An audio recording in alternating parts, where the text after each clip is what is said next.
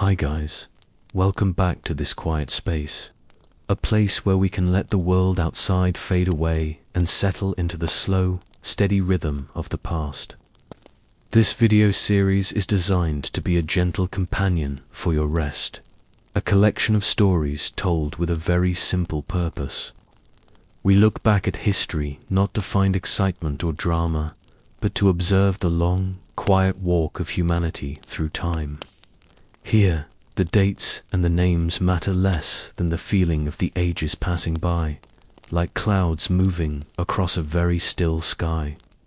We focus on the details that are often overlooked, the small habits and the slow discoveries that shaped the world we live in today. There is no rush here, and there is no need to stay awake until the end.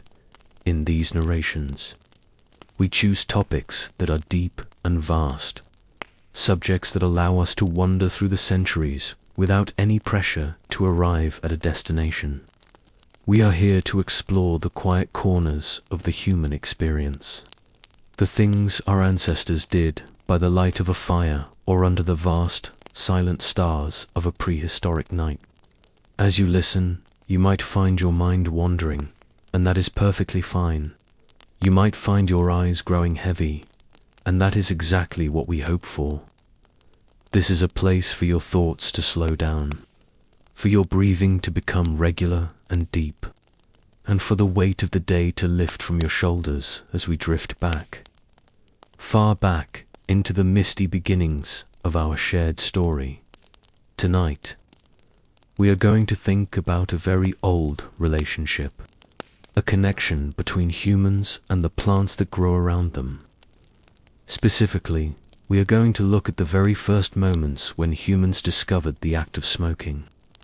It is a practice that has existed for thousands and thousands of years, long before there were cities, long before there was writing, and long before the world became as loud as it is now. To understand how this began, we must imagine ourselves in a world that is very dark and very quiet. You can imagine the cool air of an evening long ago, perhaps 10,000 years in the past, or even further. You are sitting by a small fire, and the only sound is the soft crackle of the wood and the distant movement of the wind. Through the trees, the discovery of smoking did not happen all at once. It was a slow process of observation and accidental discovery. It began, as so many things did, with the mastery of fire. For the earliest humans, fire was the center of life. It provided warmth, it provided light, and it kept the shadows at bay. But fire also did something else. It transformed the things it touched. When wood burned, it released a scent. When leaves were tossed into the embers, they produced a cloud of smoke.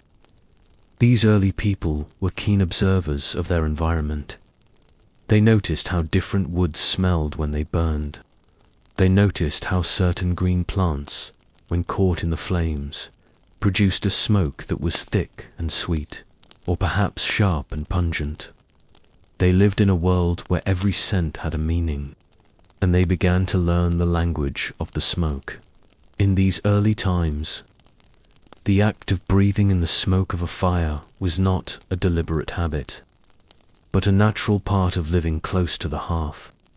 As people sat around their fires in caves or simple shelters, the smoke would fill the air, drifting upward toward the ceiling and lingering in the still pockets of the room. They would breathe it in deeply as they rested. They began to notice that some plants made them feel different.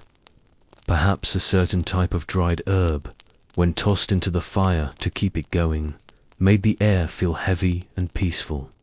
Perhaps another plant made them feel a little more alert, or perhaps it helped to soothe a cough or a tired mind. This was the very first step, the realization that the air itself could be changed by the plants of the earth. Think about the way a forest smells after a rain, or the way a field of tall grass feels when the sun has been beating down on it all day. Our ancestors were deeply connected to these sensations.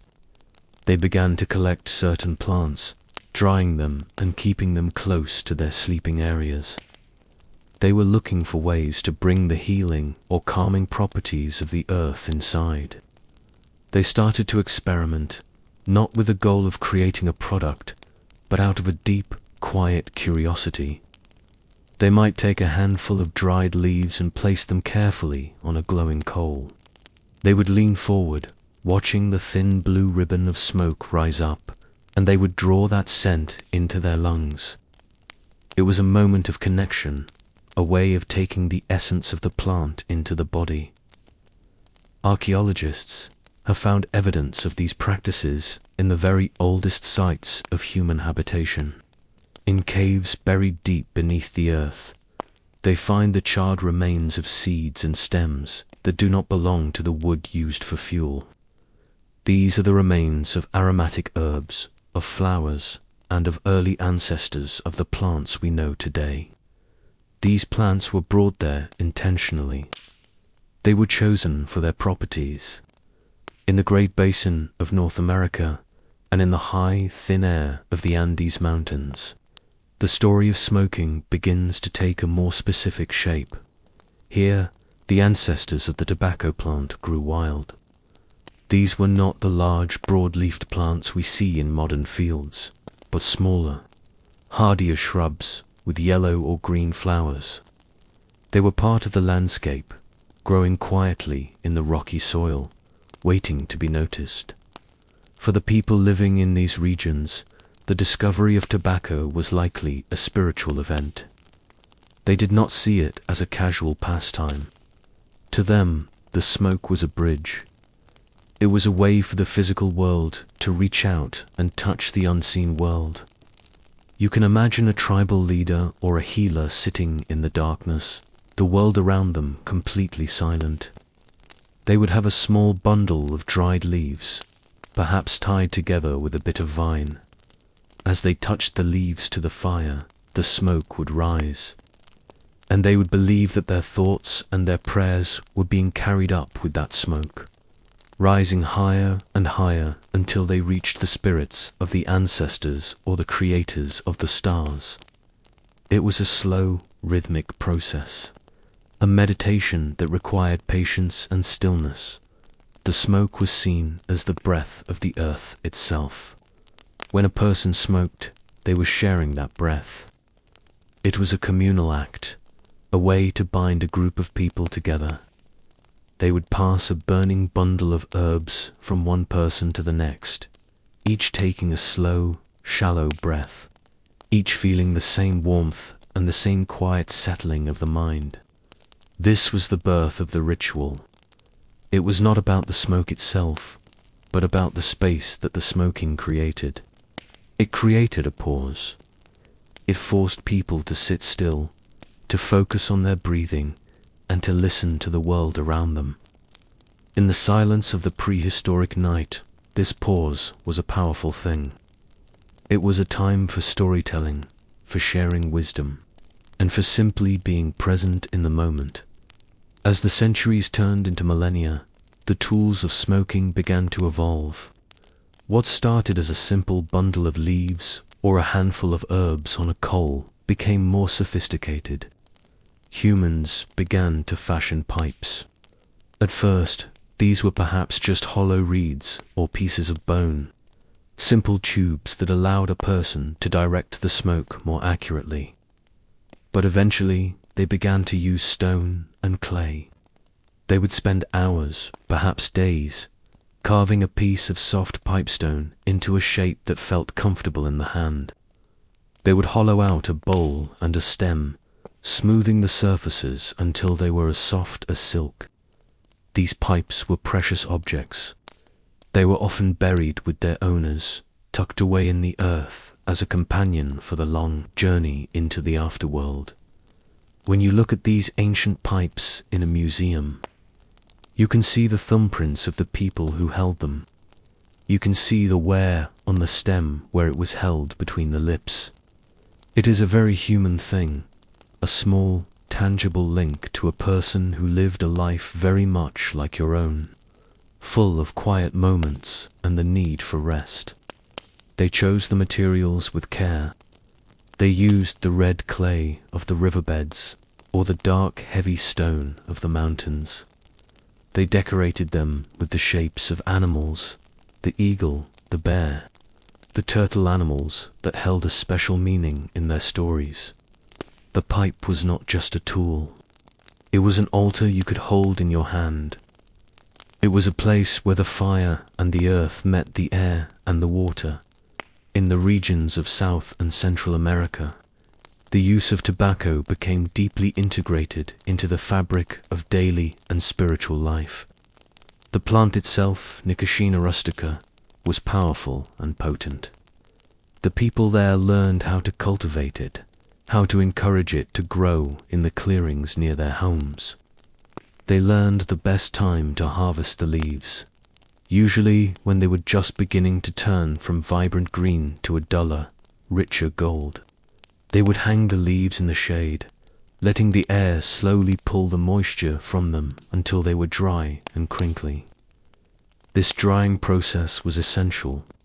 It changed the chemistry of the leaf, making the smoke smoother and the effect more pronounced. It was a slow craft, handed down from parents to children through 100 generations.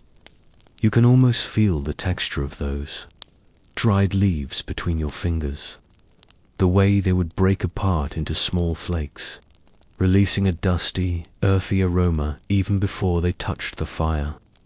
The smell of raw, dried tobacco is very different from the smell of it burning. It is the smell of the sun and the soil, a deep and ancient scent that speaks of the long history of the earth. The people who handled these leaves treated them with a quiet respect. They were a gift from the land, a way to find clarity in a world that could be harsh and unpredictable.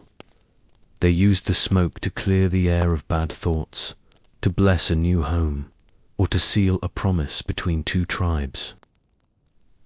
The fire continues to burn, its embers glowing with a steady, deep orange light that seems to pulse like a slow heartbeat in the center of the dark. As we move deeper into the story of how humans and the smoke of the earth became intertwined, we find ourselves standing in the vast, quiet landscapes of the Americas. This is a time when the world was measured not by hours, but by the length of shadows and the turning of the leaves. For the indigenous peoples of these lands, tobacco was not just a plant. It was a sacred being, a gift that grew from the soil to help bridge the gap between the seen and the unseen. They called it by many names, but the feeling of respect for it was the same from the frozen forests of the north to the warm, humid jungles of the south. You can imagine the stillness of a village as evening settles in, the smell of wood smoke mixing with the cooling air of the plains. There is no hurry here. Every movement is deliberate. Every action has a rhythm that has been practiced for generations. The tobacco plant itself was treated with a gentle care that is hard for us to imagine today. It began with the seeds, which are so small they look like grains of dark sand or flecks of dust. These seeds were kept in soft leather pouches, held close to the body or stored in special places where they would be safe from the damp. When the time came to plant, the people would look to the stars and the moon to know that the earth was ready. They would move the soil with their hands or with simple tools made of bone or wood, creating a soft bed for the tiny seeds to rest in. There was a great deal of patience in this work. You would lean down, your knees pressing into the cool, dark earth, and you would carefully place the seeds into the ground. You would cover them lightly, as if you were tucking a child into bed, and then you would wait. The waiting was part of the ritual. It was a time to watch the rain fall and to watch the sun move across the sky, knowing that deep beneath the surface, something quiet and powerful was beginning to stir. As the tobacco grew, its leaves became broad and heavy, covered in a fine, sticky resin that felt like the dew of the morning. To touch the leaf was to feel the life of the plant. The people who tended these small gardens would walk among the stalks, their movements slow and graceful. They would talk to the plants, or perhaps they would simply exist in silence alongside them, acknowledging the shared life they both held. When the harvest came, it was done with a sense of gratitude. The leaves were not just pulled away. They were gathered with a quiet thank you to the earth for providing such a powerful medicine. These leaves would then be hung in the shade of a lodge or a shelter where the air could move around them. You can almost see them now, hundreds of green leaves turning slowly to a deep, rich brown, their scent filling the space with an earthy, sweet aroma that promised peace and reflection. This drying process took a long time, and that time was used to prepare the mind for the ceremonies that would follow, while the tobacco was drying. There was other work to be done, the work of creating the pipe. The pipe was the vessel, the bridge between the human hand and the spirit of the smoke. In many parts of North America, the people would travel long distances to find a very specific kind of stone, a soft, red stone known as catlinite or pipestone. This stone was found in only a few places, and the journeys to get it were often long and quiet. Imagine walking for days through the tall grass, the wind whispering against your skin until you reached the sacred quarries. There, the earth was opened up to reveal the red stone, which was soft enough to be carved with a knife, but strong enough to hold the heat of the fire. The people believed that this red stone was the blood of their ancestors, turned to rock over thousands of years. To hold a piece of it was to hold history in your hand. The carving of the pipe was a meditative act. You would sit in the sun or by the fire, holding the rough stone and feeling its weight. You would use a harder stone or a piece of metal to slowly scrape away the surface. You would breathe in the red dust as it fell to the ground, a fine powder that coated your fingers. There was no rush to finish. You might spend weeks smoothing the bowl, shaping it into the form of an animal, a bird, or a simple, elegant cylinder. The stem of the pipe was often made of wood, perhaps from the branch of an ash tree or a willow. You would find a straight branch and carefully hollow out the center, a task that required a steady hand and a great deal of focus. When the stone bowl and the wooden stem were joined together, the pipe became a living thing. It was a tool for prayer, a tool for peace, and a tool for connecting with the rhythm of the universe in the hands of a shaman or a tribal leader. The pipe was a powerful symbol. During a ceremony, the lighting of the tobacco was a moment of profound silence. You can imagine the group gathered in a circle, the fire in the center throwing long dancing shadows against the walls of the dwelling. The shaman would take a small coal from the fire, using a pair of wooden tongs or a flat stone. They would place the coal on top of the dried, crumbled tobacco in the bowl. As they drew in the first breath, the tobacco would glow, a tiny star appearing in the darkness. The smoke would then be released, rising slowly toward the roof, where it would find its way out into the night sky. This first smoke was often offered to the four directions: the north, the south, the east, and the west stand, then to the earth below and the sky above. It was a way of saying that the people were part of everything, that they were not separate from the world around them. The smoke was seen as a visible form of breath, and breath was life. When you breathed out the smoke, you were sharing your life with the spirits. You were sending your thoughts and your intentions up into the air, where they could be heard by the ancestors who had gone before. The act of smoking in a ritual was never hurried. Each puff was followed by a long pause, a time to let the smoke curl and drift, a time to feel the stillness of the room and the presence of the other people in the circle. There was no need for many words. The smoke said everything that needed to be said.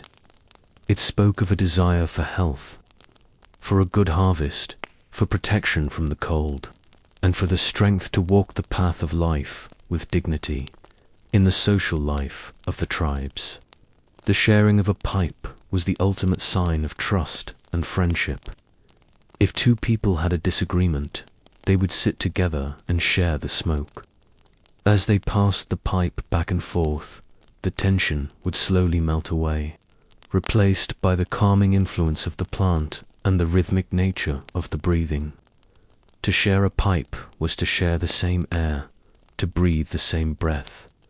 It was a way of saying that even though we are different, we are the same in our need for peace. This is where the idea of the peace pipe or the calumet comes from. It was not just a name, it was a reality. The smoke created a space where conflict could not exist, where the only thing that mattered was the present moment and the connection between the people. Think about the daily life of a person living in this time. Much of the day was spent in the open air, moving with the seasons. You would spend hours walking, gathering food, or preparing skins for clothing.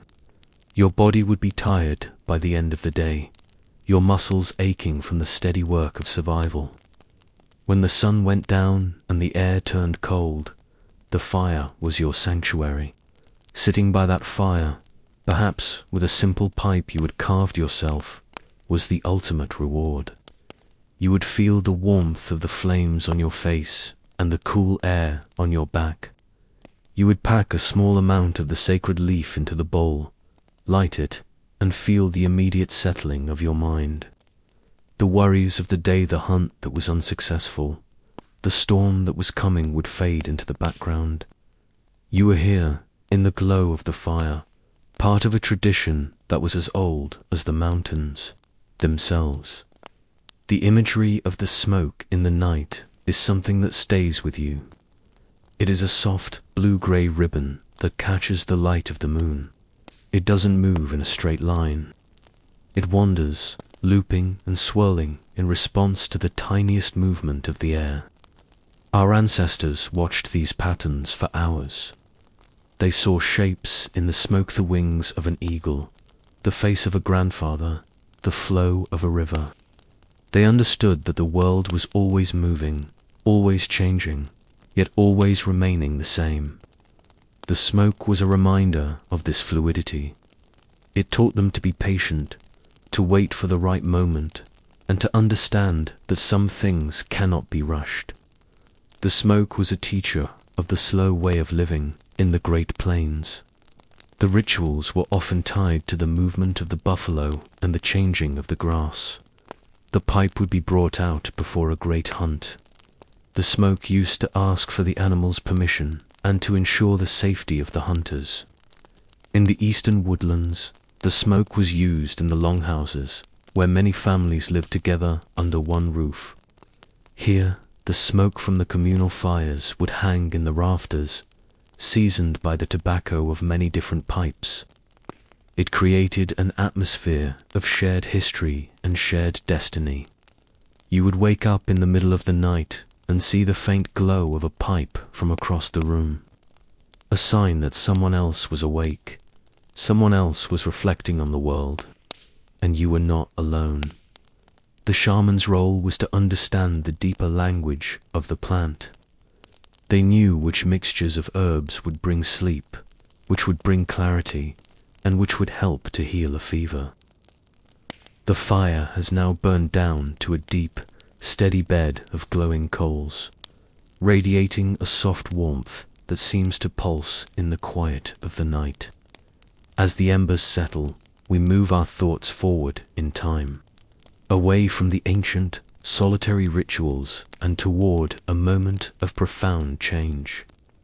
We are drifting toward the year 1492, a time when the world was about to become much larger and much more complicated, though the people living in it still moved at the slow, rhythmic pace of the wind and the waves. Imagine the vast, undulating surface of the Atlantic Ocean. For weeks, The only sounds have been the rhythmic creaking of wooden hulls, the snapping of heavy canvas sails in the breeze, and the constant, hypnotic rush of water against the sides of 3 small ships. On these ships, the men are tired. Their days are filled with the monotony of the sea, the sight of an endless horizon, and the slow passage of clouds across a bright, empty sky. They are looking for something, though they do not yet know exactly what they will find. When the ships finally find land, it is not with a roar of excitement, but with a slow, cautious approach toward the green fringes of the Caribbean islands. The air here is different. It is thick, warm, and heavy with the scent of damp earth and blooming flowers. As Christopher Columbus and his crew step onto the white sands of San Salvador, they are met by the Lucayan people. The encounter is quiet and curious. Among the gifts brought to the explorers, beads, fruit, and parrots are bundles of dried, brownish leaves. These leaves have a distinct, pungent aroma, a smell that the Europeans have never encountered before. At first, the sailors do not understand. They look at the dried bundles with a sense of mild confusion. To them, these are just leaves, perhaps a local food or a simple decoration. Columbus records in his journal that the people seem to value these leaves very highly, but because they cannot be eaten and do not shine like gold, the sailors initially treat them with a polite indifference. Some of the leaves are even tossed aside, falling onto the damp sand or into the surf, their value unrecognized by the men who have traveled so far. But as the days turn into weeks, the explorers begin to observe something strange as they move through the villages and under the shade of the giant palms. They see the local people performing an act that seems almost magical, or perhaps a bit frightening. They see men and women carrying small, smoldering wooden tubes or bundles of these same dried leaves. They watch as the people place these tubes to their mouths and draw in the smoke, only to release it in slow, deliberate clouds from their mouths and nostrils. The Europeans have no word for this. They have seen fires, and they have seen chimneys, but they have never seen a human being intentionally breathe in the smoke of a burning plant. In their journals, they struggle to describe it. They say the people are drinking the smoke. They describe it as a way of perfuming themselves from the inside out. They watch with a detached, quiet fascination, trying to make sense of a habit that seems to defy their understanding of the natural world. 2 of the men, Rodrigo the Heras and Luis the Torrecer, sent further inland to explore the island of Cuba.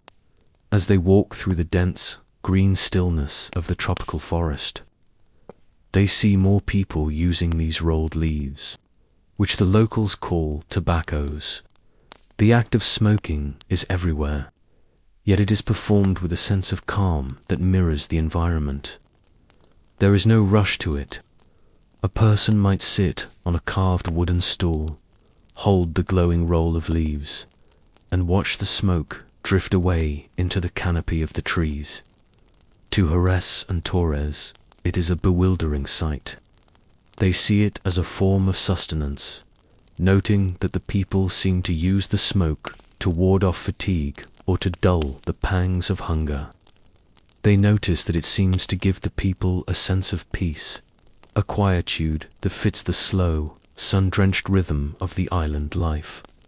Slowly, the curiosity of the sailors begins to overcome their hesitation.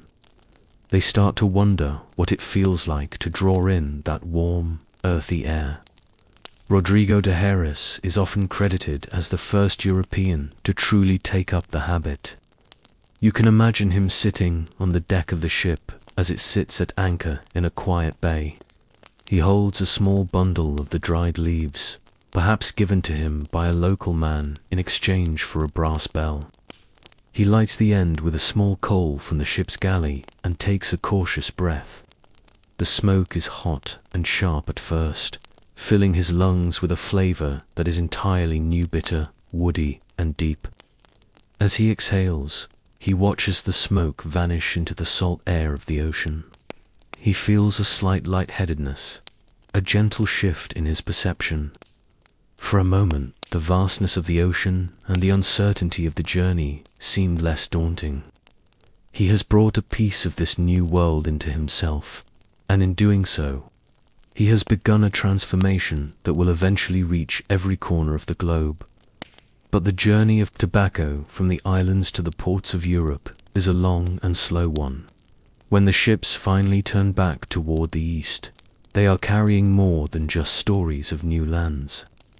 In the dark, humid holds of the caravels, tucked away among the crates of exotic fruits and the specimens of unknown plants, are small pouches of tobacco seeds and bundles of dried leaves. The journey back across the Atlantic is even more monotonous than the journey out. The ships move slowly, rising and falling with the deep, rhythmic swells of the sea. Day after day, the sailors watch the sun rise and set over the water. For those who have learned to smoke, the tobacco becomes a way to mark the time. It is a companion in the long, silent hours of the night watch. The small, glowing ember of a pipe or a rolled leaf is a tiny point of warmth in the vast, cold darkness of the ocean.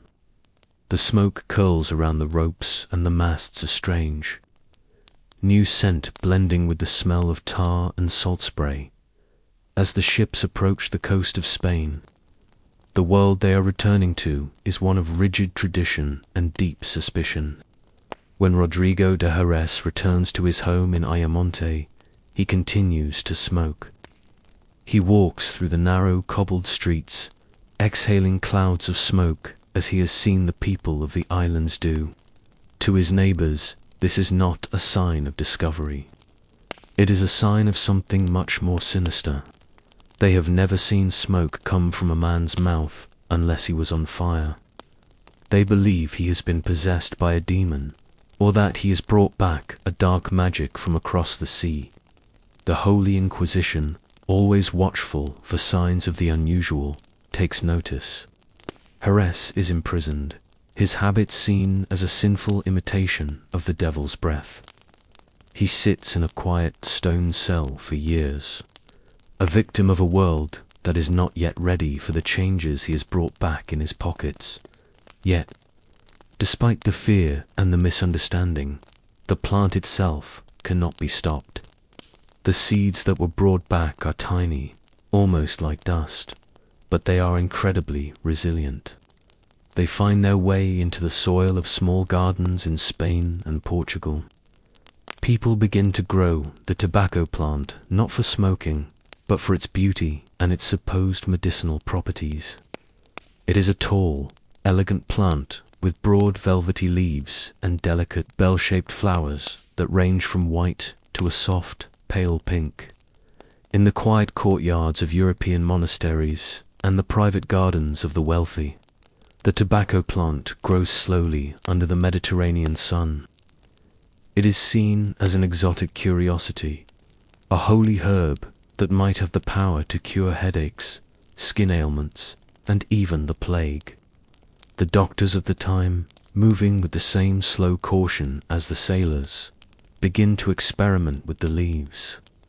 They crush them into salves, boil them into teas, and dry them to be used as poultices. The perception of the plant is caught in a slow, drifting tug-of-war between wonder and worry. In the royal courts, diplomats and explorers speak of the Indian weed with a mixture of skepticism and intrigue. They hear stories of how the indigenous people use it to see visions or to speak with spirits, and they wonder if there is some hidden power within the leaves. Jean Nicot, the French ambassador to Portugal, becomes fascinated by the plant's healing potential. He sends seeds and leaves back to the French court, claiming it is a miracle cure. It is from his name that we eventually get the word nicotine, a small, linguistic echo of a man who spent his quiet afternoons studying the texture of a leaf in a garden in Lisbon. At this stage, the act of smoking is still a rare and strange sight in Europe. Most people encounter tobacco only as a dried specimen in a cabinet of curiosities or as a blooming plant in a botanical garden. The spread of tobacco across Europe is as slow as the growth of the plant itself. It moves from port to port, carried by sailors who have seen the world and brought back its habits. In the taverns of Seville and Lisbon, the smell of burning tobacco begins to compete with the smell of roasted meat and spilled wine. It is a scent that speaks of distant shores and unknown horizons. The sailors sit in the dim light of the evening, their faces weathered by the sun and the salt, and they tell stories of the islands while the smoke curls around their heads. The people who listen are drawn to the scent, a smell that is earthy, mysterious, and unlike anything they have ever known. It is a slow, creeping influence, a quiet revolution that happens one pipeful at a time. Imagine the atmosphere of these early European ports. The world is still small, and news travels at the speed of a horse or a sailing ship. The arrival of a new ship is a major event, a moment when the quiet routine of the town is broken by the arrival of strange goods and stranger stories. The world of the 17th century was a place of long, quiet afternoons and flickering candlelight. A world where news moved only as fast as a horse could gallop across a muddy road or a ship could catch a favorable wind.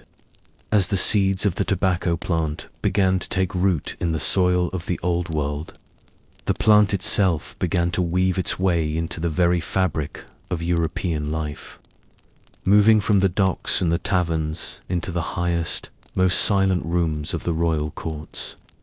It was a slow, creeping arrival, much like the mist that settles over a river at dawn. In these great stone palaces, where the air was often heavy with the scent of beeswax and old tapestries, tobacco was not seen as a common habit, but as a mysterious and potent wonder from a land that few would ever see. It was a time of deep curiosity and even deeper misunderstanding, a time when the strange dried leaves were treated with a reverence that bordered on the sacred. You can imagine the stillness of a queen's chamber, the only sound being the soft scratching of a quill on parchment or the distant chime of a clock. As the first pouches of tobacco were opened and their earthy, pungent aroma filled the air. For the very first time, among the first to bring this plant into the light of the court was Jean Nicot, a man whose name would forever be linked to the essence of the leaf. As a diplomat in Portugal, he observed the plant with the patient, steady eye of a scholar. He saw it not as a mere curiosity, but as a gift of nature, a herba panacea that might hold the key to curing all the ills of mankind. When he sent the powdered leaves to Catherine de' Medici, the Queen of France, he did so with the hope that it would soothe her persistent headaches. Imagine the Queen in her backed chair, the room dimmed to protect her eyes, as she took a small pinch of the fine green-brown powder and drew it into her senses. It was a moment of quiet experiment, a small gesture that would change the habits of a continent. Because the Queen found relief, the use of tobacco, specifically in the form of snuff became an instant mark of status. To use tobacco was to be like the Queen. It was to be modern, sophisticated, and possessed of a rare and expensive treasure. In the courts of Paris and London, the act of taking snuff became a slow, choreographed ritual, a way to occupy the hands and the mind during the long, hushed hours of courtly life. As the habit spread, the doctors of the era began to build a mountain of beliefs around the plant, most of which were based on the ancient theory of the four humours. They believed that the human body was a balance of heat and cold, moisture and dryness, and they saw tobacco as a powerful tool to adjust this balance, because the smoke felt warm and the leaves seemed to dry the mouth. Physicians classified tobacco as hot and dry in the second degree. They argued that it could draw out the cold and wet phlegm that they believed caused so many illnesses. In the quiet, dusty libraries of medical universities, scholars wrote long, meandering treatises on how the smoke could clear the brain, sharpen the sight, and even protect the heart from the black bile of melancholy. It was a time when a doctor might prescribe a pipe of tobacco to a patient suffering from a cough, or suggest that the smoke be blown into the ear to cure a deafness. There was a profound, quiet sincerity in these beliefs. They looked at the curling blue smoke and saw a physical manifestation of healing, a way to cleanse the internal shadows of the body. They did not see danger. They saw a miracle wrapped in a leaf, a gift from the earth that worked slowly and steadily to restore the harmony of the humours. During the Great Plague of London, this belief in the protective power of tobacco reached a peak of quiet desperation. The air of the city was thick with fear and the smell of decay, and people looked for any shield they could find. Doctors and commoners alike believed that the smoke of tobacco would act as a barrier, a fragrant cloud that would keep the bad air of the pestilence away from the lungs.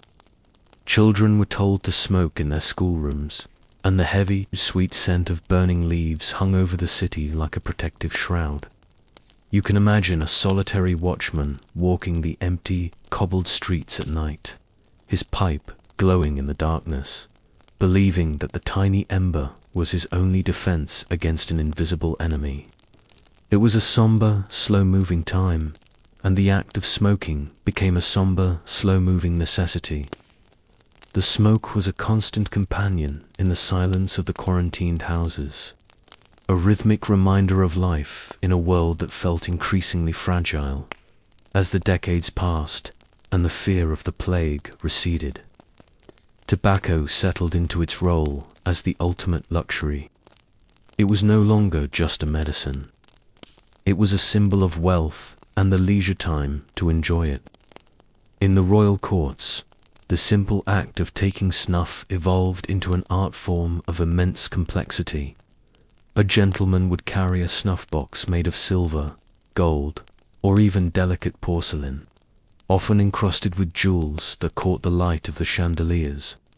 The box itself was a masterpiece of craftsmanship, with hinges that moved as smoothly as silk, and surfaces that felt cool and heavy in the palm of the hand.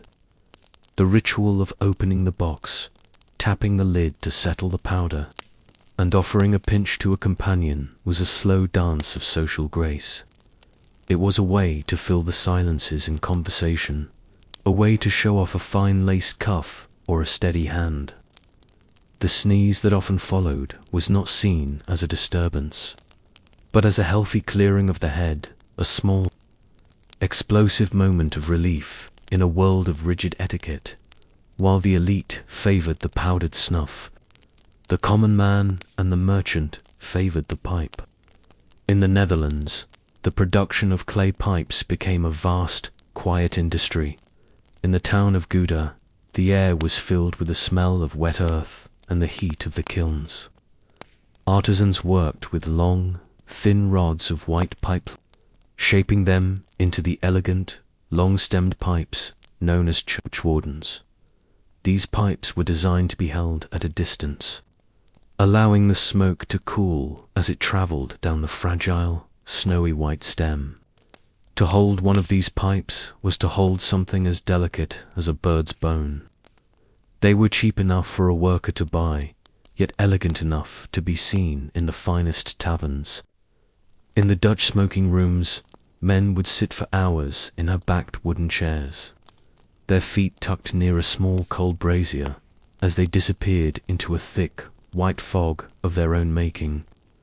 The walls of these rooms would slowly turn a deep, rich amber from the years of lingering smoke, and the conversations would move with the same slow, deliberate pace as the rising clouds. It was a world of stillness, a world where the passage of time was marked only by the emptying of a bowl and the refilling of a glass. The pipes of England were shorter and sturdier, made to be carried in a pocket or tucked into the band of a hat. They were the constant companions of sailors, farmers, and poets. In the coffee houses of London, which were often called penny universities, the smell of tobacco was as thick as the smell of the dark, bitter brew. Here, the smoke acted as a sort of intellectual glue, binding together men of all stations as they sat on long benches and discussed the news of the day. You can imagine the sound of dozens of clay pipes being tapped out against the stone hearth, a rhythmic clicking that punctuated the low murmur of voices. The smoke filled the rafters, turning the ceiling black and creating a private, enclosed world where the outside noise of the city could not penetrate. It was a place for long-form thought, for the slow unfurling of ideas, and tobacco was the fuel for that stillness. In Spain and the Spanish colonies, a different form of smoking was beginning to take shape, one that reached back to the original tobaccos seen by the first explorers. This was the early ancestor of the cigar. Instead of using a pipe or a powder, the leaves were simply rolled together, a bundle of pure tobacco that could be held between the fingers. These early cigars were rough and rustic, often wrapped in a corn husk or a thin outer leaf of the plant. They were the preferred smoke of the sailors and the soldiers who had spent time in the Caribbean. Unlike the delicate clay pipe, the cigar was a hearty, portable thing. It didn't break, and it didn't require a delicate touch. It represented a different kind of status, one of adventure, of travel, and of a direct connection to the tropical lands where the plant began. You can imagine a Spanish officer standing on a balcony overlooking the sea, the heavy, dark roll of tobacco in his hand as the sun sets in a blaze of orange and purple. The smoke of the cigar was thicker and richer than that of the pipe, a dense cloud that lingered in the warm evening air, carrying the scent of the earth and the sun. As the 18th century dawned, the tobacco trade had become a global machine, but at the center of it all was still the simple, slow act of a single person and a single leaf. The royal courts continued their obsession with snuff, with some kings owning hundreds of different boxes for different days of the week or different moods.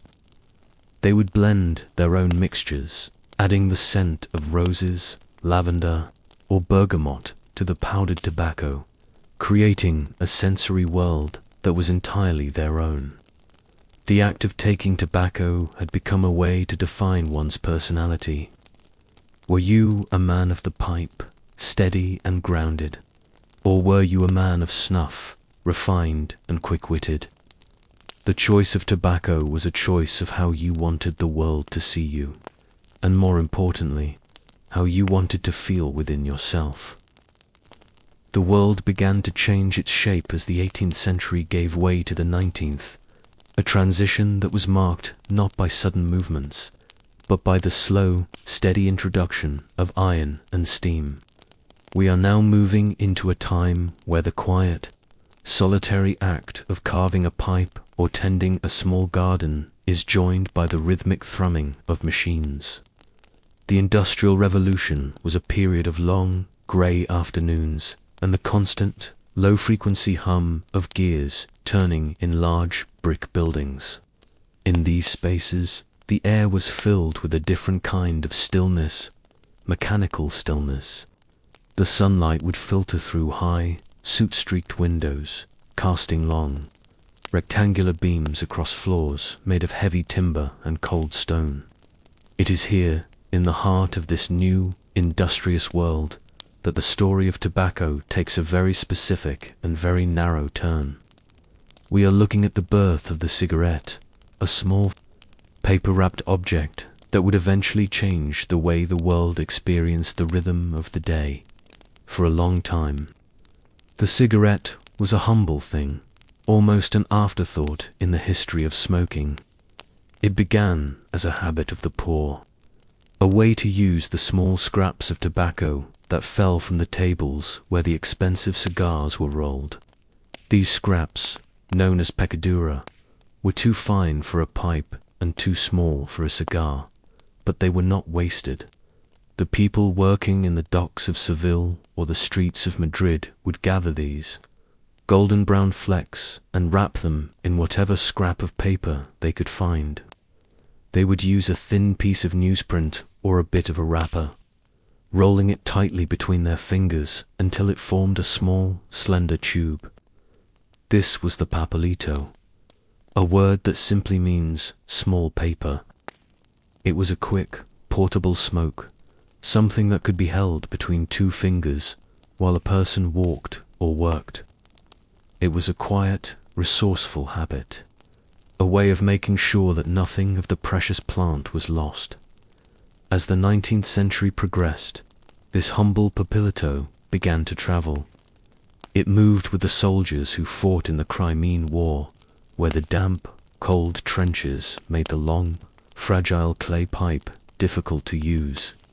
In the silence between the battles, under the grey skies of the East, the soldiers from England, France, and Turkey would sit together and share their small, hand-rolled smokes. They found that the paper-wrapped tobacco was easier to carry and easier to light in the wind. They used the thin papers that were often sold to wrap salt or sugar, and they discovered that the taste was lighter and more delicate than the heavy smoke of the pipe. When these soldiers returned to their homes in London or Paris, they brought the habit with them.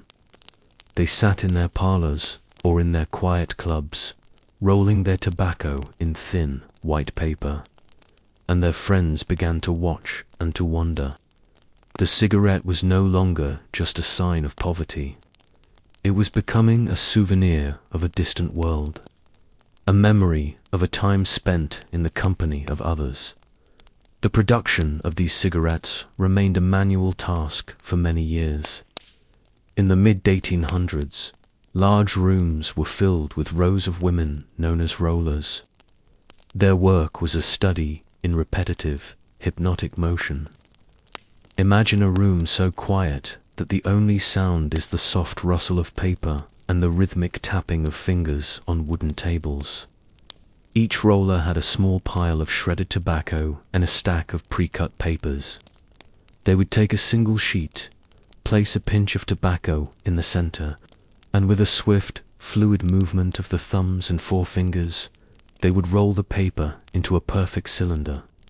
They would seal the edge with a tiny amount of vegetable paste, then move on to the next one.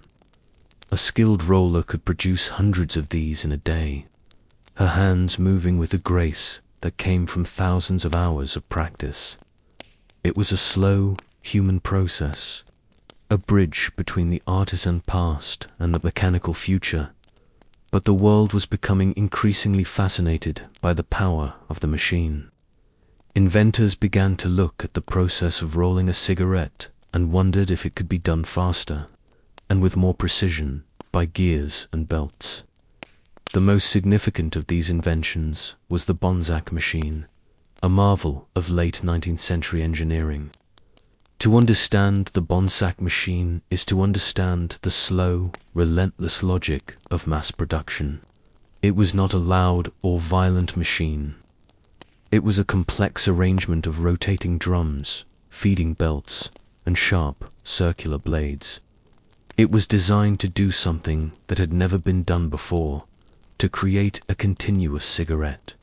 Imagine a long, narrow ribbon of white paper being pulled from a large wooden spool.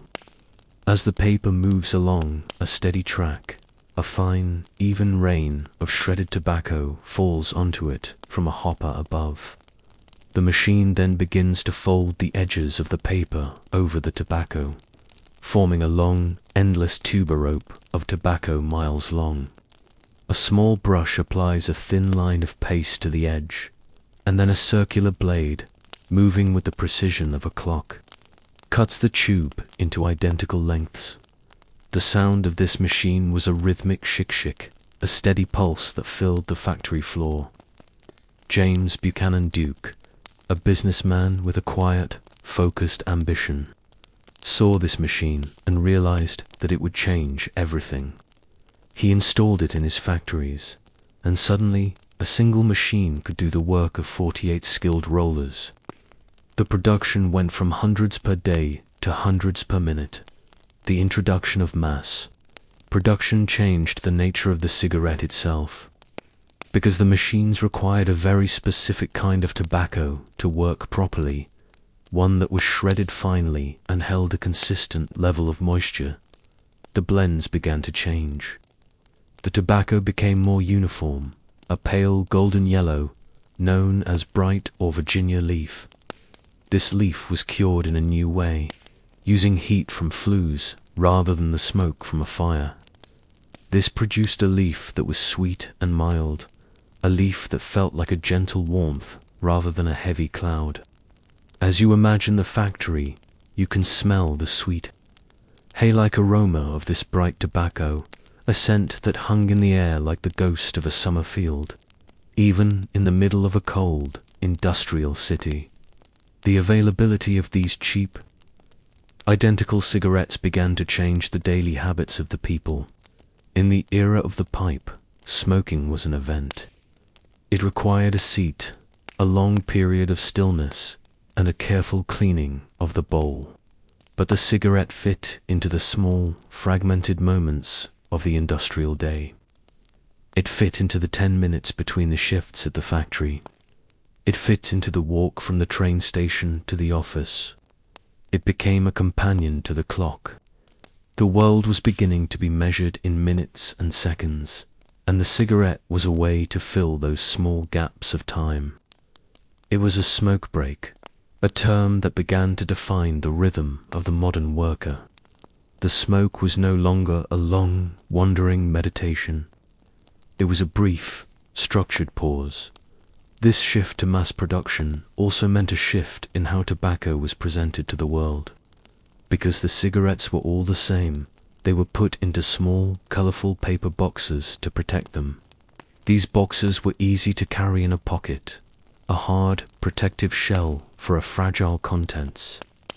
Inside the boxes, manufacturers began to place small cigarette cards depicting birds, athletes, or distant landmarks.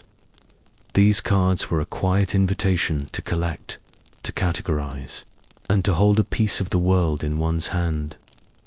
They added a layer of small, daily interest to the habit.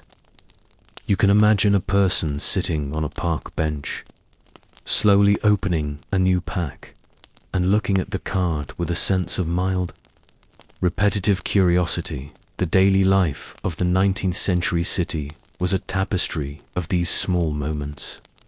The sound of horse-drawn carriages on the cobblestones, the distant whistle of a steam train, and the sight of thousands of small, blue-grey plumes of smoke rising from the street.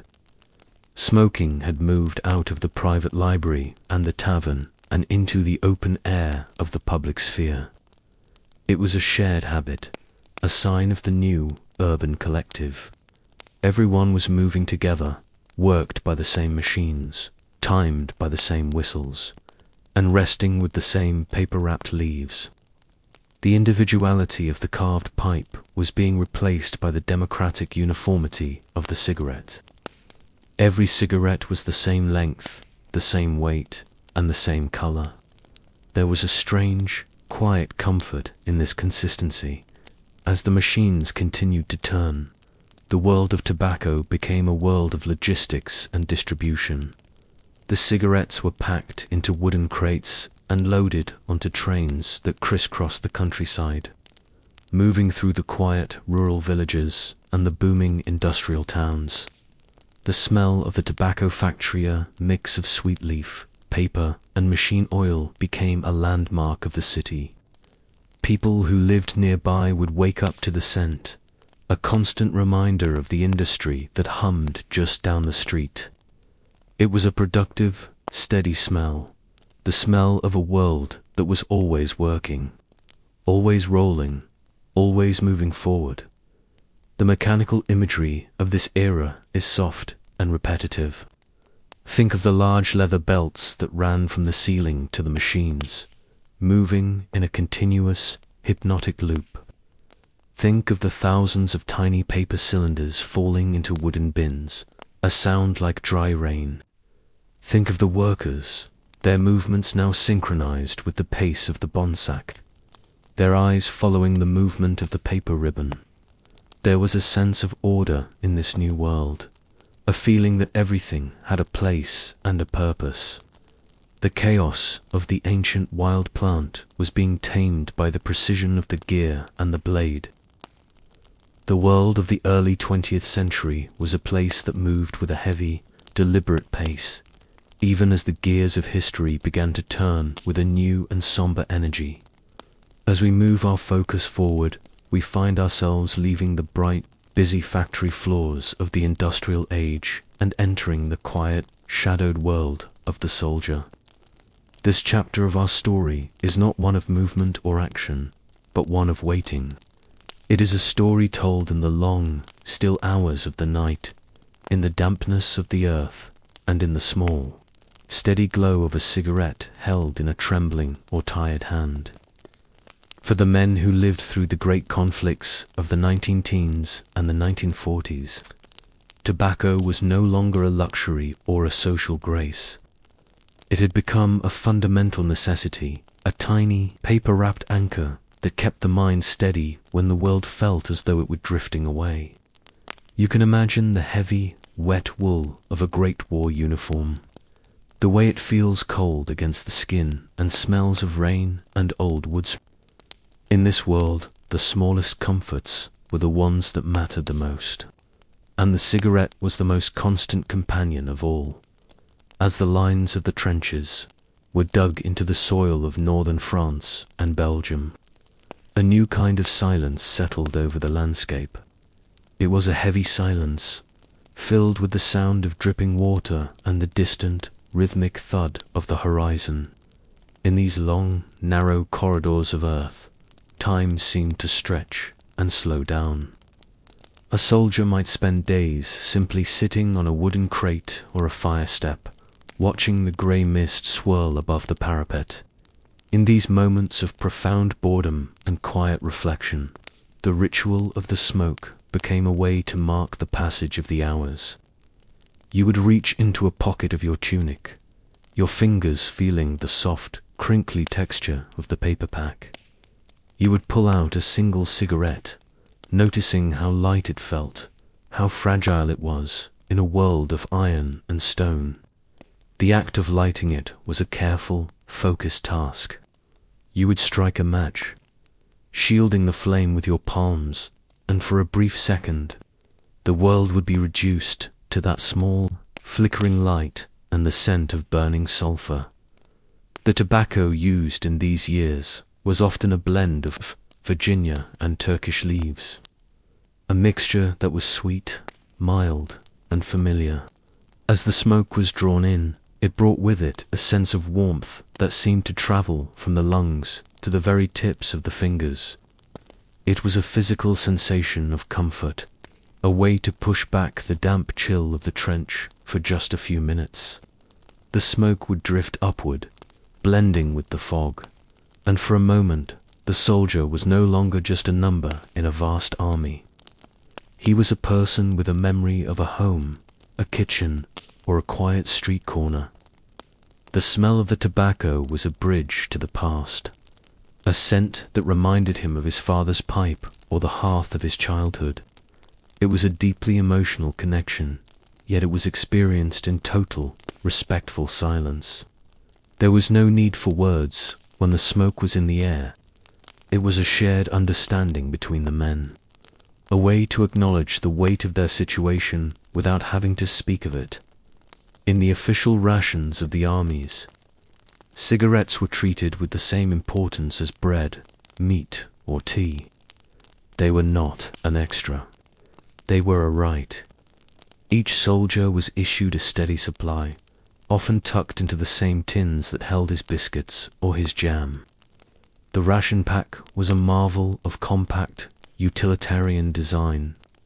It was a small cardboard or tin box that contained everything a man needed to survive for a day, and at the heart of it were always the cigarettes. To open a new ration was a slow, methodical pleasure. You would peel back the lid, revealing the neatly packed contents, and the sight of the white paper cylinders was a sign that, for today at least, there would be a moment of reprieve.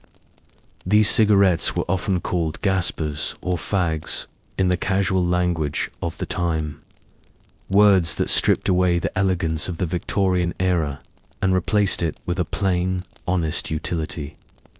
They were there to do a job, to calm the nerves, to dull the hunger, and to provide a rhythmic focus for the mind. The emotional tone of these moments was one of quiet resilience. Think of the night watch, when a single man would stand in the darkness, looking out over the empty expanse of no man's land. The moon might be a thin sliver in the sky, casting a faint, silver light over the craters and the wire. In that solitude, the cigarette was a tiny hearth. The glow of the coal was a point of warmth in a cold universe. You would take a slow, shallow breath, and the ember would brighten, a small, orange star that lasted only a few seconds before fading back into the shadows. This tiny pulse of light was a secret shared between the soldier and the night. It was a way to feel alive in a place where life felt very still.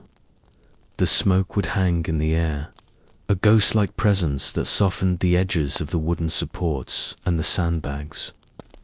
It was a meditative state, a way to exist in the present moment while the mind wandered back to the people and places that were far away. The social bond created by the smoke was perhaps the most powerful aspect of all.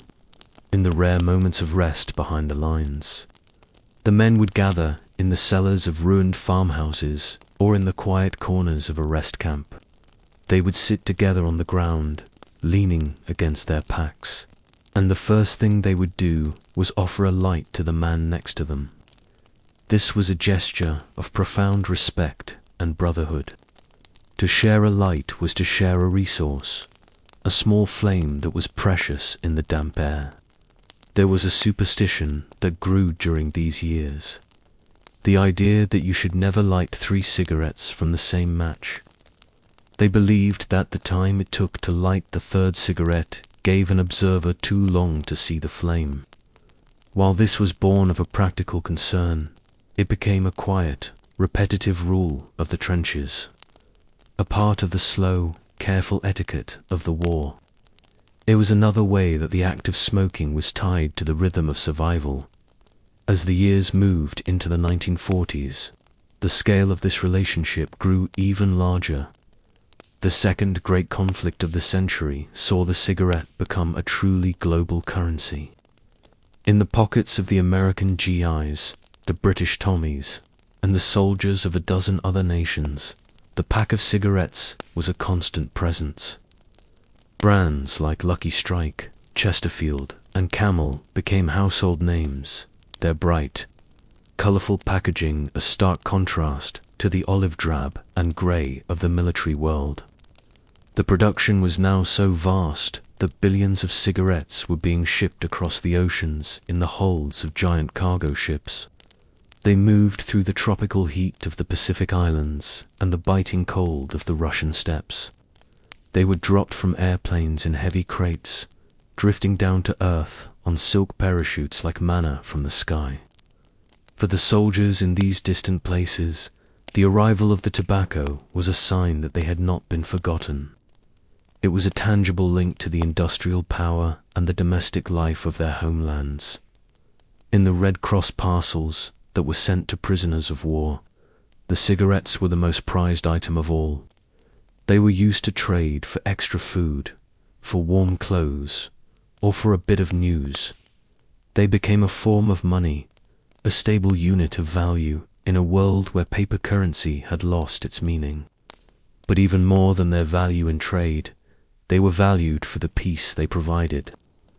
A man in a prisoner of camp might have nothing else, no books, no tools, no freedom, but if he had a single cigarette, he had a way to reclaim his own internal space. He could sit against a wire fence, light his tobacco, and for 5 minutes he could be somewhere else. He could be in a cafe in London, a porch in Georgia, or a park in Paris. The smoke was a vehicle for the imagination, a slow, drifting path out of the confines of the present. The imagery of the 1940s is often associated with the sight of a soldier leaning against a brick wall or the side of a jeep, a cigarette dangling from the corner of his mouth. This was not an act of bravado. It was an act of settling. It was the posture of a man who had been moving for a long time and had finally found a moment to stop. The smoke would curl around the brim of his helmet, a soft, ethereal crown that stood in place of the noise and the dust. You can imagine the sound of a Zippo lighter clicking opener, distinct. Metallic ping followed by the rasp of the flint and the steady blue flame that smelled of This sound was a signal that the day's work was over, or at least paused. It was the sound of the world slowing down to a human pace. The relationship between the soldiers and the civilians was also shaped by the smoke. In the liberated towns of Europe, the soldiers would often hand out cigarettes to the people they met. It was a simple, quiet gift, a way to say hello across a language barrier. A pack of cigarettes was a gesture of abundance and friendship. You can imagine a soldier standing in a village square, reaching into his pocket and handing a crumpled pack to an old man who hasn't had a real smoke in years. The old man would take it with a slow, trembling hand, his eyes reflecting a deep, quiet gratitude. They would stand there together for a moment, two people from different worlds, bound together by the scent of the same leaf. It was a moment of peace in the middle of a long, loud history. The mechanical nature of mass production, which we looked at in the previous chapter, had reached its ultimate fulfillment here. The cigarettes were perfectly uniform, perfectly white, and perfectly packed. They were a product of the machine, yet they served a deeply human, emotional need. They were a comfort that could be manufactured in the millions, yet experienced in the singular.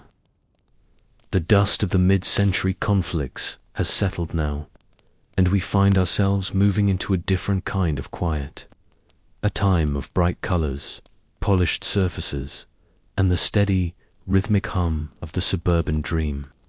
As we enter the 1950s and 60s, the story of the leaf changes once again. It is no longer a tool of survival or a sacred bridge to the spirits, but something woven so deeply into the fabric of daily life that it becomes almost invisible, like the air itself. You can imagine the stillness of a morning in 1954. The sun is just beginning to slant through the kitchen window, illuminating the tiny dust motes that dance in the air. On the table, next to a ceramic cup of black coffee, sits a rectangular pack, its cellophane wrapper catching the light with a soft, plastic glint. This is the era of the great normalization, a time when the act of smoking became the background music to every human interaction. There is no rush in this world, only the slow, steady ticking of the kitchen clock and the gentle rise of a blue thread of smoke against the pale yellow wallpaper. As we look at this era, we must first look at the flickering light of the cinema. In the 1950s, Hollywood was the great architect of the human image, and the cigarette was its most versatile tool. In the dark, hushed theaters of the time, the audience would watch as giant figures moved across the screen in black and white. You can imagine the way the light from the projector would catch the smoke in the movie itself, turning it into a shimmering, ethereal substance. For the leading man, The cigarette was a sign of a very specific kind of masculinity, quiet, brooding strength. It was a prop for thinking. An actor would stand in the shadows of a rain-slicked street, his face partially hidden by the brim of a fedora. He would take a slow, deliberate draw, and the tip of the cigarette would glow, revealing for a brief second the lines around his eyes and the set of his jaw. This was a masculine stillness, a way of showing that a man was in control of his world. Even when that world was full of mystery, the cigarette was an extension of his hand, a way to occupy the silence between lines of dialogue. It was rugged, it was steady, and it was deeply, quietly influential. For the leading lady, the cigarette was transformed into something entirely different. It became an object of grace, elegance, and a new kind of feminine power. You can imagine the long, slender fingers of an actress holding a cigarette in a holder made of silver or ivory. The movements were choreographed and slow. There was a specific way to tilt the head, a specific way to exhale a thin, delicate plume of smoke toward the ceiling.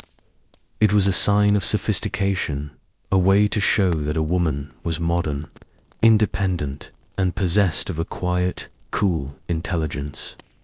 In the glamorous world of the high society party or the dimly lit nightclub, the smoke acted as a veil, a soft filter that made the world look more beautiful and more mysterious. This was not the grit of the trenches. This was the polish of the penthouse. The scent of the tobacco was no longer earthy and raw, but was now associated with the smell of expensive perfume, fine silk, and the cool air of a cocktail lounge. The advertising of this era took these images from the screen and placed them into the glossy pages of magazines. Imagine flipping through a magazine from the 1960s. The colors are vibrant and saturated deep reds, bright blues, and the warm, golden hue of the tobacco itself. The advertisements were not just selling a product. They were selling a feeling of belonging. They showed people in moments of perfect, quiet relaxation. You would see a couple sitting on a plaid blanket in a park, the trees behind them a soft blur of green. You would see a man in a flannel shirt leaning against a wooden fence on a vast, quiet prairie, the sky above him an endless, cloudless blue. These images were designed to be restful. They suggested that no matter how busy the modern world became, there was always a way to find a moment of peace. The text of these ads was simple and repetitive, using words like mild, smooth, and refreshing. It was a linguistic lullaby, a steady reassurance that this was a natural and healthy part of a good life. One of the most iconic figures of this time was the figure of the lone cowboy, a man who represented an idealized version of independence. We can think about him now, not as a character in a story, but as a symbol of stillness. He is sitting on his horse at the end of a long day of work. The sun is setting behind the distant mountains, painting the clouds in shades of purple and gold.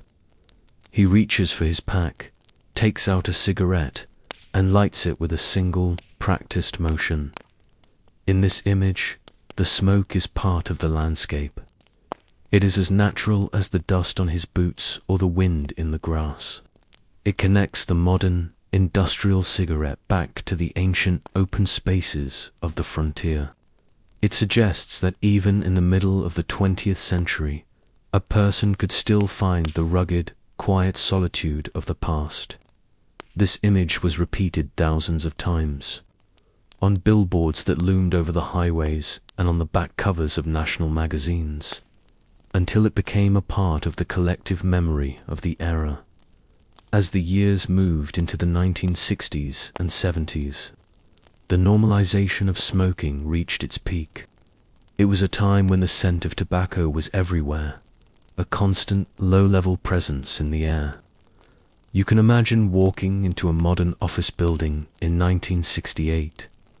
The sound of 100 typewriters is a steady rhythmic clatter, like the sound of rain on a tin roof. Underneath the fluorescent lights, a thin blue haze hangs just below the ceiling. There is an ashtray on every desk, heavy glass squares or polished metal rounds, some already filled with the white stalks of the day's work. Smoking was part of the professional ritual.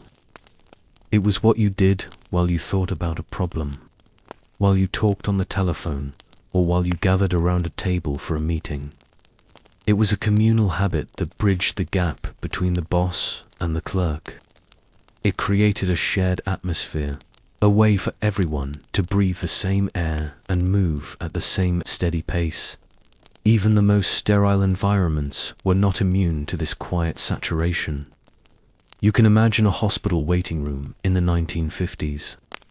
The walls are a pale, soothing green, and the floors are polished to a high shine. There is a sense of hushed, respectful waiting, and there, on the small side tables next to the vinyl chairs, are the ashtrays. Doctors would sometimes smoke while they talked to their patients. The smoke a calm, steady presence in the middle of a difficult conversation. It was seen as a way to settle the nerves, to provide a moment of human connection in a place of science and medicine. Looking back, it feels like a dream. A strange and distant world where the boundaries between health and habit were blurred into a soft, hazy middle ground. But at the time, it was simply the way things were. It was the background noise of existence. The home was the final sanctuary for this habit. Think of the living room of a 1970s house. The carpet is thick and shagged, the furniture is low and wide, and the colors are earth tones, browns, oranges, and deep greens. In the center of the coffee table sits a large, heavy ashtray, perhaps made of amber-colored glass. In the evenings, after the dinner dishes had been cleared away, the family would gather in the glow of the television set. The parents would light their cigarettes, the smoke curling around the lampshades and drifting toward the curtains. It was a sign that the day was truly over. It was a ritual of domesticity, as regular as the evening news or the ticking of the clock. The children of this era grew up with this scent. It was the smell of their parents' clothes, the smell of the car on a long road trip, the smell of a holiday gathering. It was the scent of adulthood, a quiet, pervasive aroma that signaled safety and routine. The technology of smoking also became more refined during these years. The lighters were no longer just functional tools. They were objects of beauty and mechanical precision. You can imagine the weight of a gold-plated lighter in your hand. The lid would open with a sharp, clean click, and the wheel would turn with a satisfying, gritty resistance. The flame was steady and adjustable, a small, controlled piece of fire that lived in your pocket. These objects were meant to be held and admired. They were gifts given for graduations, for retirements, and for weddings. They were engraved with initials and dates, becoming tiny, portable monuments to a person's life. The act of lighting someone else's cigarette became a small, silent gesture of courtesy, a way to show respect in a world that valued social grace in the 1970s. The marketing began to focus even more specifically on the idea of identity and liberation. There were brands created specifically for women, with longer, thinner cigarettes that were meant to represent a new kind of freedom. The advertisements showed women who were stylish, active, and confident, moving through the world with a sense of purpose. The message was that smoking was a way to claim your own space, to define who you were in a changing world. At the same time, the rugged masculine imagery continued to thrive, but it became more nostalgic, a way to hold on to a sense of traditional strength in an increasingly complex society. The leaf had become a mirror, reflecting back to people the version of themselves they most wanted to see. The steady, golden light of the mid-century began to shift, almost imperceptibly at first, as the world moved into a period of quiet questioning. For decades, the smoke had been a constant companion, an unquestioned part of the landscape of daily life, but in the small, hushed rooms of medical research centers and the vast, paper-filled archives of universities, a new kind of observation was taking place. This was not the loud or dramatic discovery of a new continent, but a slow, methodical gathering of numbers and notes. It was a time of looking closer at the human body, of observing the long-term effects of habits that had been taken for granted for centuries.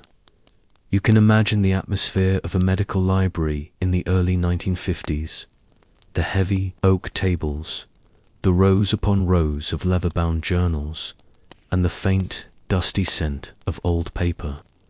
In these quiet spaces, researchers sat for hours, their eyes following long columns of data, their pens scratching softly as they made connections between the life of a person and the health of their lungs.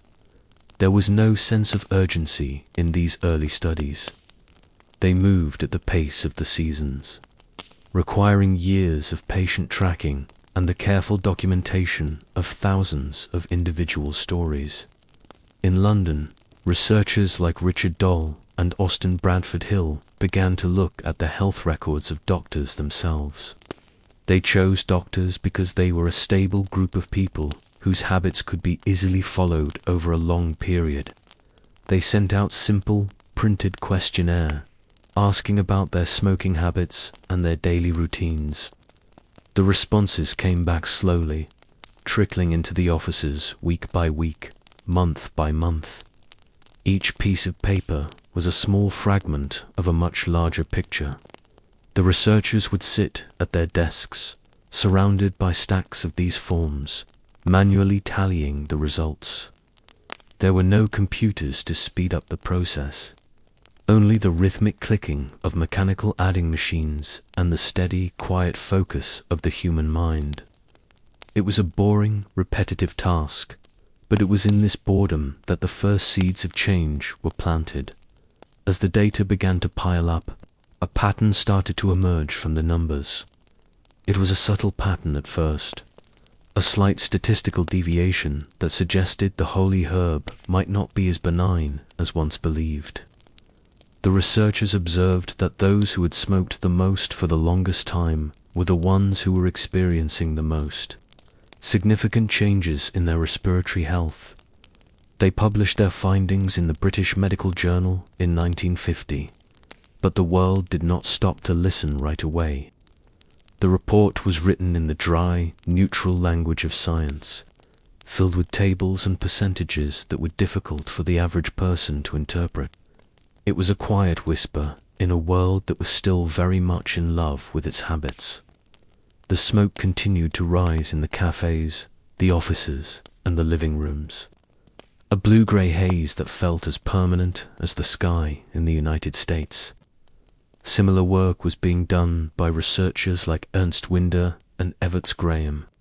They looked at the physical tissue of the lungs, observing the way the cells changed over time when exposed to the essence of the tobacco leaf. Their work was conducted in laboratories that smelled of formaldehyde and clean glass, places where the only sound was the low hum of a ventilation fan or the soft clinking of test tubes in a rack. They were not looking for a sensation. They were looking for a truth. They documented the way the tar from the smoke settled on the delicate linings of the airways, a slow and silent accumulation that happened over decades. It was a study of the invisible, an attempt to understand what was happening beneath the surface of the skin. They presented their work to their peers in small wood-paneled lecture halls, their voices calm and measured as they showed slides of the cells they had studied. The public awareness of these studies was a very slow and gradual process. It was like a tide coming in, a movement so slow that you only notice it once the landscape has already changed. In the mid-50s, small articles began to appear in the back pages of newspapers, tucked away among the weather reports and the local news. They had headlines like "Doctors study effects of tobacco" or "New research on respiratory health." Most people read them with a sense of mild, detached interest, then turned the page to look at the sports scores or the comic strips.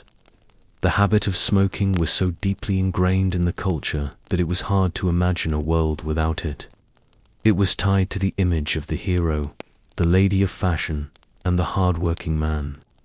To question the cigarette was to question the very fabric of modern life, and for most people, that was a leap too far to take. The resistance to these early findings was not always loud, but it was incredibly steady. It was a resistance born of comfort and tradition. People did not want to believe that something they enjoyed, something that felt so natural and so helpful in moments of stress, could be harmful. When they read the small reports in the newspapers, they would often shake their heads and say that there was a study for everything these days. They would point to their grandfathers who had smoked a pipe every day and lived to be 90. They looked for the exceptions to the rule, the stories of longevity that allowed them to keep their own routines unchanged. This was a natural human response, a way of seeking stability in a world where the foundations were beginning to feel a little less certain. The tobacco companies themselves moved with a quiet, calculated precision to address the growing concerns. In 1954, they published a frank statement to cigarette smokers in newspapers across the country. It was a large, text-heavy advertisement written in a tone of calm, corporate responsibility. It assured the public that the health of their customers was their primary concern, and that they would fund their own research to find the truth. It was a masterpiece of reassurance, designed to create a sense of balance. It suggested that there were two sides to every story, and that the science was not yet settled. This created a space for doubt, a quiet area where people could continue their habits without feeling a sense of conflict. The companies established the Tobacco Industry Research Committee, a group that would spend years conducting its own studies, moving at the same slow, methodical pace as the medical researchers inside the boardrooms of the big tobacco firms. The atmosphere was one of focused determination. There were no dramatic outbursts, only the soft murmurs of executives in dark suits, sitting round large mahogany tables. They reviewed the reports from the labs and the marketing teams, looking for ways to maintain the status quo. They focused on the idea of the filter, a small, fibrous plug added to the end of the cigarette that was meant to trap the heavier elements of the smoke. The filter was presented as a technological solution to a biological concern.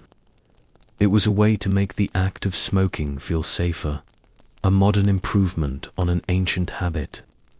The ads for filtered cigarettes used images of science and cleanliness, microscopic views of the fibers, white-coated technicians, and words like activated and purified. It was a way of using the language of science to protect the product from the findings of science. The 1960s saw a significant shift in the way this information was presented to the public. In 1964, the Surgeon General of the United States, Luther Terry, released a landmark report on smoking and health. This was not a small article in the back of a paper. It was a major event, though it was conducted with a high degree of solemnity and calm. The report was a synthesis of over 7,000 different studies, a massive compilation of data that had been gathered over the previous 15 years. It was a thick, heavy book, filled with thousands of pages of text and tables. You can imagine the scene on the day of its release, Saturday morning. chosen so as not to disrupt the stock market. The reporters gathered in a large auditorium, the air still and quiet. Luther Terry stood at a podium, his voice steady and neutral, as he read the conclusions of the committee. He stated that the data was now clear enough to make a definitive link between the habit and the health of the lungs. This report was a turning point, but the world did not change overnight. It was more like a slow, structural settling. People began to look at their packs of cigarettes with a slightly different eye. For the first time, there was a sense of weight to the habit, a quiet awareness that every puff was part of a longer story. But the daily reality of the culture remained much the same. People still smoked in the elevators, in the movie theaters, and in the doctor's waiting rooms. The transition was happening in the mind before it happened in the environment. It was a period of cognitive dissonance, a time when people held two conflicting ideas, at once the love of the habit and the knowledge of the risk. They dealt with this by continuing to move slowly, by making small adjustments, or by simply ignoring the news for as long as they could, in the homes across the country. The news of the Surgeon General's report was discussed around the dinner table or over the morning coffee. It was a conversation that happened in low voices, often with a sense of mild concern. A wife might suggest to her husband that he try to cut back, or a son might watch his father light a cigarette with a new kind of intensity. But the patterns of a lifetime are not easily broken. The scent of the smoke was still the scent of the home, and the ritual of the pipe or the cigarette was still the ritual of rest. The world began to change its atmosphere, not with a sudden gust of wind, but with a slow, almost imperceptible clearing of the air. A transition that stretched across the final decades of the 20th century and into the quiet threshold of our own time.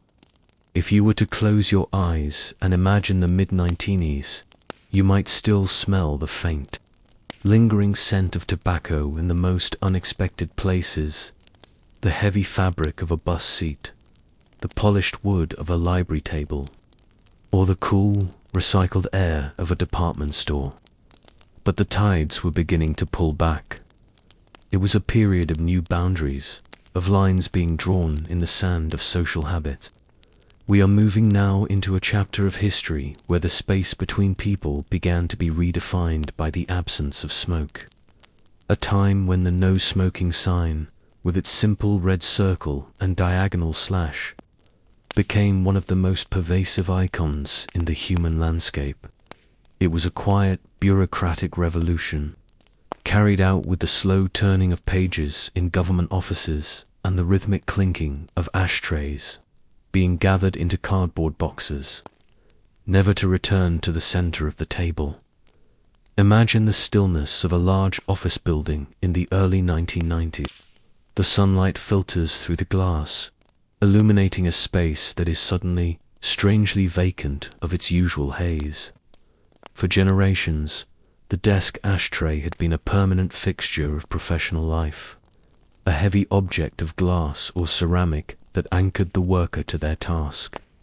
But now, those objects were being removed, one by one.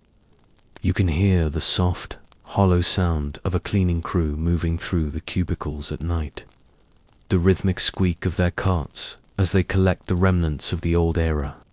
The desks are wiped down with citrus-scented cleaners, removing the thin, amber film that had coated the telephones and the typewriter keys for decades.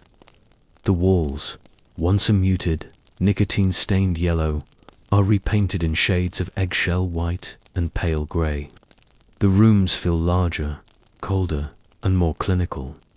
The air conditioning hums with a new purpose, circulating air that is meant to be neutral, carrying only the faint scent of ozone and printer paper. It was a slow, physical scrubbing of the world, a gradual erasure of the sensory markers that had defined the 20th century workspace. This transition moved from the office to the dining room, creating a strange, temporary geography of sections. For a few years, the world was divided by invisible curtains. You can imagine walking into a neighborhood diner, the bell on the door ringing with a familiar metallic chime. The hostess would look up from her podium and ask the question that defined a generation of social interaction: smoking or non-smoking. It was a choice that partitioned the room into two distinct atmospheres. In the smoking section, the air remained thick and familiar, a place where the conversation lingered over empty coffee cups and overflowing ashtrays. But just a few feet away, across a carpeted aisle or a low wooden partition, was the non-smoking section, a landscape of bare tables and clear air. It was a fragile compromise, a way of trying to balance two different versions of the world in the same four walls. The smoke, of course, did not understand the boundaries. It would drift softly across the aisle, caught in the currents of the ceiling fans, a ghost-like traveler that ignored the dictates of the law.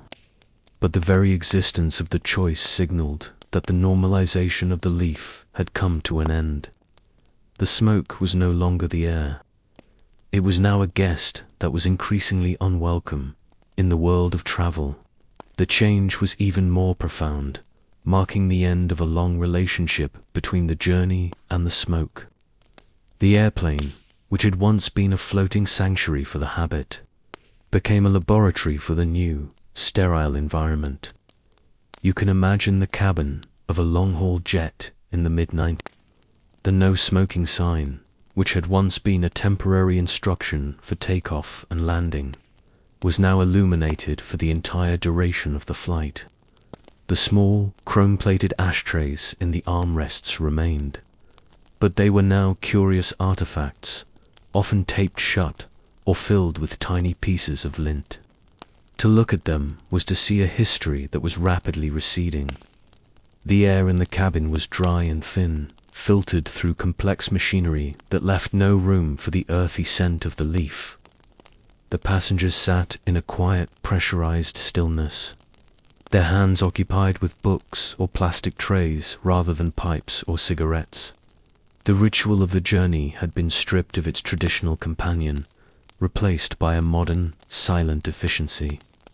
The sky had become a place of absolute clarity, a vast, blue expanse where the only clouds were those that lived outside the window, as the buildings closed their doors to the smoke. The habit was pushed out into the open air, creating a new and solitary landscape for the smoker.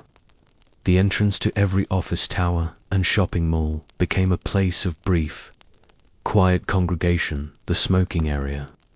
You can imagine a group of people standing on a rain-slicked sidewalk, huddled under a concrete overhang to stay dry. They are a diverse group, brought together by a shared exclusion. They stand in silence, watching the cars move through the grey streets and the pedestrians hurrying past with their umbrellas. There is a sense of exile in these moments, a feeling of being on the outside of the modern world's glass and steel perfection. The smoke rises from their fingers, caught by the wind and carried away into the urban canyons, vanishing as quickly as it appears. The sidewalk at their feet is a mosaic of discarded filters, small, white and orange, markers of 1,000 individual pauses. These were the new cathedrals of the habit, windy and temporary. A far cry from the velvet-lined clubs and wood-panelled libraries of the past. The packaging of the tobacco itself underwent a slow and deliberate transformation, moving away from the glamour of the mid-century and toward the stark language of the warning. The labels, which had once been tiny, polite cautions tucked onto the side of the box, began to grow. By the late 90s, they occupied the center of the package, written in bold, black and white typography that left no room for interpretation. In some countries, the colors of the brands were removed entirely, replaced by a uniform, muddy green that was scientifically chosen to be as unappealing as possible. The ornate logos and the images of mountain streams or elegant ladies were replaced by graphic, somber photographs of the body's internal workings. The pack was no longer an object of beauty or a badge of status. It was a clinical warning, a physical manifestation of the research that had been quietly accumulating for decades. To hold a pack of cigarettes was now a moment of confrontation with the future, a rhythmic reminder of the fragility of the human frame. The cultural shift was perhaps most visible in the way we looked at our screens. The movies and television shows of the new millennium began to reflect a world where smoking was no longer a default setting for the hero. You can imagine watching a modern film, the images crisp and high definition. If a character smokes, it is a deliberate choice made by the director to signal something specific: stress, villainy, or a connection to a troubled past. The smoke is no longer a soft, romantic veil. It is a sharp, atmospheric detail. When we look back at the films of the 1940s or 50s, we experience a kind of historical vertigo. We are amazed at the sheer volume of smoke that fills the rooms, the way it curls around the faces of the actors like a living thing. We see the cigarettes being lit in hospital rooms, in nurseries, and in the cockpits of airplanes, and it feels as though we are watching a different species on a different planet. The normalization has been replaced by a deep, quiet wonder at how much the world has changed in such a short span of time. In the quiet neighborhoods and the suburban streets, the change was felt in the domestic air. The large amber glass ashtrays that had sat on coffee tables for 30 years were put away in the back of kitchen cabinets or sold at weekend yard sales. They were replaced by bowls of smooth river stones, stacks of art books, or simply empty space. The ritual of the evening smoke after dinner faded away, replaced by the blue light of a computer screen or the steady glow of a television. The walls of the houses were washed and painted, the curtains replaced with lighter, more breathable fabrics. The scent of the home became neutral, a blend of clean laundry and the faint smell of the garden outside. The children of the new era grew up in a world where the scent of tobacco was not a part of the daily rhythm, but a rare and foreign aroma encountered only on a city street or a distant balcony. The history of the family had been scrubbed clean, the olfactory memory of the previous generations fading into a soft, indistinct background. The public square became a place of new rules and new silences. In many cities, smoking was banned in parks, on beaches, and in outdoor plazas. The idea was to create a common space that belonged to everyone, a place where the air was as shared and as pure as the light. You can imagine sitting on a park bench in 2010, the grass a vibrant green and the sky a clear, open blue. There is no haze between you and the trees. The sound of the wind and the leaves is the only thing that fills the space. The absence of the smoke creates a sense of transparency, a feeling that the world is more open and more accessible than it used to be. The boundaries of the individual have been expanded to include the air around them. A quiet acknowledgement that we are all connected by the atmosphere we breathe. The world as we know it now is a place of profound and quiet transparency, a landscape where the heavy, swirling mists of the past have finally settled into the earth. As we reach the final chapter of this long, drifting journey of the leaf, we find ourselves standing in a present that is remarkably clear. The grand, sweeping history of tobacco, a story that began in the humid, sacred silences of ancient tropical forests and traveled through the gilded halls of kings, the muddy trenches of great wars, and the neon-lit boardrooms of the industrial age has finally reached a point of stillness. We are living in the quiet aftermath, a time when the air has been reclaimed and the rhythmic pulse of the habit has slowed to a faint, distant hum.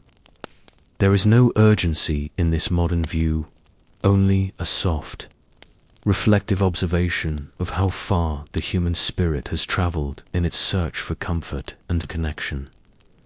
In this contemporary world, the act of smoking has been transformed from a universal social glue into a rare and curious fragment of the past. When we see a plume of smoke today, it feels like a lingering ghost, a sensory anomaly in a world of glass, steel, and filtered air. The vast infrastructure that once supported the habit, the ornate ashtrays, the silver-plated lighters, the sprawling tobacco shops with their scents of leather and raisin has largely vanished from our daily sight. In their place, a new and different kind of ritual has emerged, one that is colder, more mechanical, and almost silent. We see the rise of the electronic cigarette, a device of plastic and metal that replaces the burning leaf with a gentle, scented vapor. It is a clean, technological whisper of the old fire, a way to keep the hands busy and the breath rhythmic without the heavy weight of the smoke. It is a sign of our times, digital interpretation of an analog soul, a hum instead of a crackled dot. As we look at these sleek, modern devices, we realize that the human need for a ritual of pause remains unchanged. Whether it is the ancient stone pipe, the hand-rolled cigarette of the soldier, or the glowing lead of a modern vaporizer, we are all looking for the same thing, a moment to breathe, a way to mark the passage of time, and a small, portable sanctuary from the noise of the world. The leaf may have faded, but the human habit of seeking a rhythmic rest remains as constant as the tides. We are creatures of habit, moving through the cycles of history with a steady, quiet persistence, always finding new ways to settle our nerves and focus our minds. The story of tobacco is, in the end, a story of us, of our longing for peace and our endless capacity to find it in the smallest of things. The cultural memory of the smoke is now something we carry in our minds, like a faded photograph. We see it in the old films, where the actors move through clouds of white light, their faces softened by the haze. We see it in the museums, where the pipes of the ancestors are laid out in velvet cases, their wooden bowls cool and silent. We feel it in the architecture of our older buildings, where the faint, amber ghosts of the past still cling to the rafters of the high ceilings. It is a nostalgic memory, a recognition of a world that was darker, slower, and more intimately connected to the elements of fire and earth. The clearing of the air has brought us clarity, but it has also brought a sense of distance from the raw, unrefined world of our grandparents. We are the children of the clear sky, looking back at the smoky rooms of history with a quiet, detached wonder. Time is passing very slowly now, like a river moving through a flat and peaceful valley. The grand narratives of discovery and industry have dissolved into a soft, monochromatic stillness. We are no longer rushing toward a destination. We are simply existing in the long, quiet afternoon of the human story. The fire has burned down to a pale, grey ash, and the smoke has vanished into the great blue vault of the atmosphere. There is no more conflict, no more grand debate, only the steady, rhythmic sound of our own breathing in the silence of the room. The history of the leaf has completed its circle, returning to the earth from which it grew, leaving us with a world that is bright, open, and incredibly still. You can feel the weight of this stillness in your own body now. The air around you is cool and neutral, a silent companion to your rest. There is no scent of the fire, no taste of the earth, only the pure and simple presence of the moment. The stories of the kings, the sailors, the soldiers, and the doctors have all faded into a single, quiet vibration. The world is a place of deep and transparent peace, a landscape where everything has found its proper place. We are drifting away from the details of the past, away from the names and the dates and the objects, moving into a state of absolute and wordless calm. The long journey is over, and the path behind us is covered in a soft, white mist that hides the sharp edges of the history we have traveled. The darkness is closing in around the edges of our thoughts, a velvet curtain that brings a final, merciful silence. The pulse of the world is slow and regular, a heartbeat that matches the rhythm of the tide. We are moving toward a place where even the memory of the smoke is gone, where there is only the light and the air and the deep, restorative darkness of the night. The habit of history is to keep moving, but for us, right now, there is only the habit of rest. Everything is settling into the shadows, the colors fading into gray, the sounds fading into a soft, white noise.